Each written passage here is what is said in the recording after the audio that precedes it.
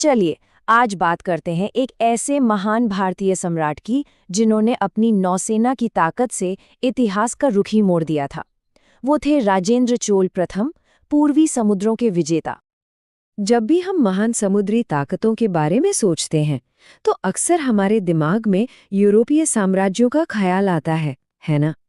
लेकिन क्या आप जानते हैं कि 11वीं शताब्दी में एक भारतीय साम्राज्य था जिसका दक्षिण पूर्व एशिया के समुद्री रास्तों पर पूरा दबदबा था?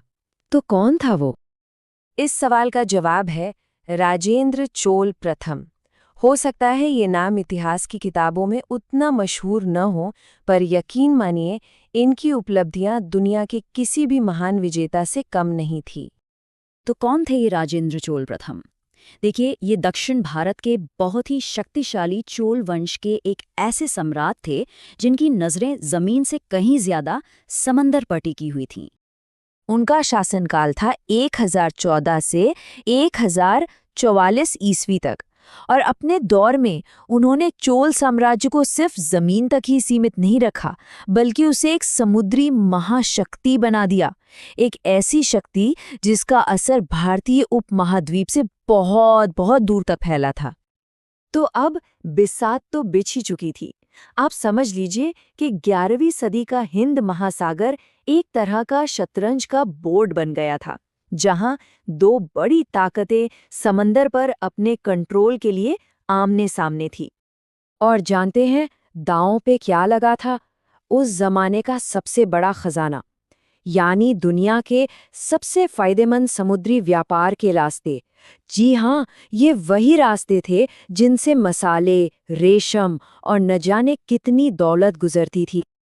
तो ये टक्कर थी दो बड़े साम्राज्यों के बीच। एक तरफ थे चोल, जो दक्षिण भारत की जमीनी ताकत थे, लेकिन अब समंदर पर भी अपनी धाक जमाना चाहते थे। और दूसरी तरफ था श्री विजय साम्राज्य, जो दक्षिण पूर्व एशिया की एक जानी मानी समुद्री ताकत थी, जिसका उस वक्त के अहम व्यापारिक रास्तों पर पूरा दबदबा था। असल में श्री विजय का मलय प्रायद्वीप, सुमात्रा और जावा के सभी जरूरी समुद्री रास्तों पर पूरा कंट्रोल था। मतलब एक तरह से वो हिंद महासागर के व्यापार के गेट कीपर थे, जो ये तय करते थे कि कौन और कैसे व्यापार करेगा। अब ऐसे में राजेंद्र चोल ने एक बहुत ही साहसिक चाल चली। उन्होंने एक ऐसा समुद्री हमला करने का फैसला किया जिसकी मिसाल शायद ही किसी भारतीय शासक ने पहले पेश की हो। और वो साल था 1025 ईस्वी। ये तारीख चोल नौसेना की एक ऐसी जीत के लिए इतिहास में हमेशा के लिए दर्ज हो गई जो असाधारण थी। राजेंद्र चोल की नौसेना ने सीधा श्रीविजय साम्राज्य के गढ़ पर हमला बोला। एक एक करके उन्होंने कडारम, जिसे आज केदाह कहते हैं, ताम्रलिंग और सुमात्रा के कई बड़े बंदरगाहों को अपने कब्जे में ले लिया। अब ये सिर्फ एक लड़ाई में मिली जीत नहीं थी, इसका असर बहुत गहरा होने वाला था। इसने पूरे इलाके की शक्तियों का समीकरण ही बदल कर रख दिया और एक नए समुद्री दौर की शुरुआत की। इस हमले का असर 3 स्तरों पर देखने को मिला: सैन्य, आर्थिक और सांस्कृतिक। तीनों ही क्षेत्रों पर इसका गहरा प्रभाव पड़ा।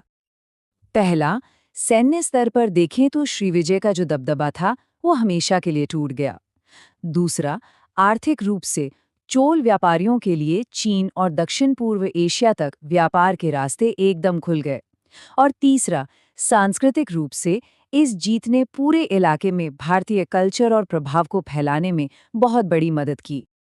अब इतनी बड़ी बड़ी जीत हासिल करने के बाद राजेंद्र चोल ने एक ऐसी विरासत भी छोड़ी जो आज भी उनकी ताकत की कहानी सुनाती है।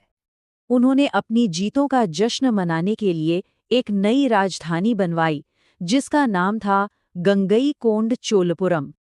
पता है इस नाम का मतलब क्या है? गंगईकोंड यानी गंगा को जीतने वाला, और चोलपुरम मतलब चोलों का शहर। तो ये नाम अपने आप में उत्तर भारत से लेकर पूर्वी समंदर तक उनकी जीतों का एक ऐलान था।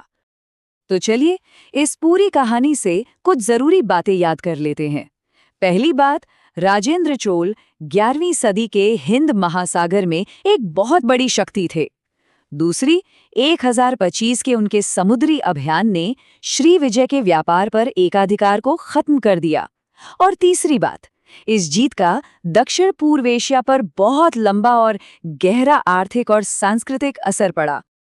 राजेंद्र चोल की कहानी हमें ये सोचने पर मजबूर करती है कि इतिहास में न जाने और कितने ऐसे महान साम्राज्य और शासक होंगे जिनकी कहानियां हम तक कभी पहुंची ही नहीं।